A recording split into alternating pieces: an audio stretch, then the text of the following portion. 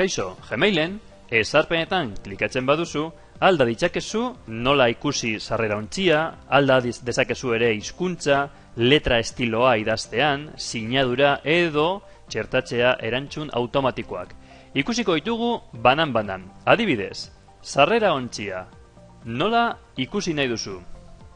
3 modu desberdinak daude. Hau, ikusteko atxikituta dauden dokumentuak, arrunta, ez dira ikusten atxikituta dauden dokumentuak, eta horrela mezu gehiago ikusten dira, baina txikiago. Guk gomendatzen dugu lehenetxia. Bigarren pausoa, aldatu atzekoa, nik txuriz daukat. Gaiak klikatzen badut, hautatzen dut nahi dudan irudia, eta atzekoa aldatu dut. Hau gomendagarria da, 3, 4, 5 edo kontu desberdinak erabiltzen badituzu. Jarriozu bakoitzari atzeko bat. Nola aldatu hizkuntza? Ezarpenak eta berriro ezarpenak klikatu. Irekitzen da leiho hau. Lehenengo lerroan orokorrak piztuta dago. Bai, hemen dago aldatzeko hizkuntza. Euskaraz daukat, aldatu nahi baduzu eta jarri ingeleraz, gordetzen baduzu, dena dago ingeleraz, berriro jarriko dut euskaraz.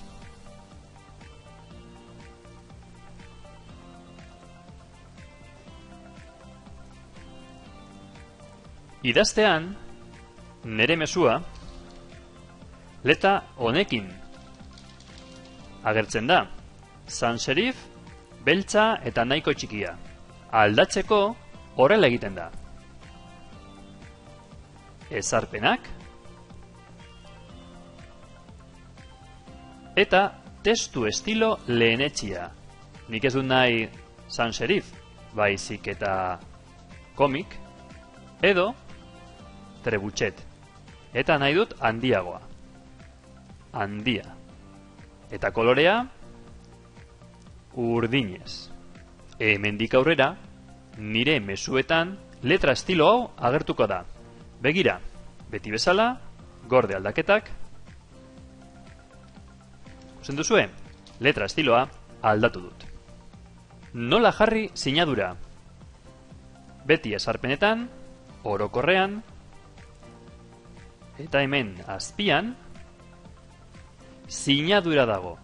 Nire mezuak orain sinatu gabe daude. Sinadura bat gehitzeko mezu guztietan aktibatu aukera eta jarri hemen zure izena, abizena eta lanpostua. Aldatu formatoa nahi baduzu, letra, hemen agertzen den bezala, gero zure mezuetan agertuko da. Eta nahi baduzu, txerta dezakezu ere irudi bat. Nahi duzuna hemen sinaduran. Eta bukatzeko, nola egin erantzun automatiko bat. Hau da, bajan nago eta jasotzen badut mezu bat, nik nahi dut bidali duenari, bidaltzea automatikoki mezu bat esanez, ezin dudala erantzun bajan nagoelako. Nola egiten da hori? Aktibatu erantzun automatikoa, esaiuzu noiztik, adibidez, astelenetik agurrera, noiz arte egongo naiz bajan, aste osoa adibidez, eta erantzun automatiko horrek ze izenburua, ze gaia izango duen. Eta bidali testua. Hau baliogarria da, bajan baldin bazaude edo adibidez oporretarako. Erantzun automatikoak egiteko. Jasotzean mezuak, automatikoki, erantzuna ailegatuko zaio bidali duenari. Hori bai, zuk erabaki, bakarrik zure agendan dauden jendeari? Guztiei, bakarrik zure eskolako lankidei? Zuk erabaki.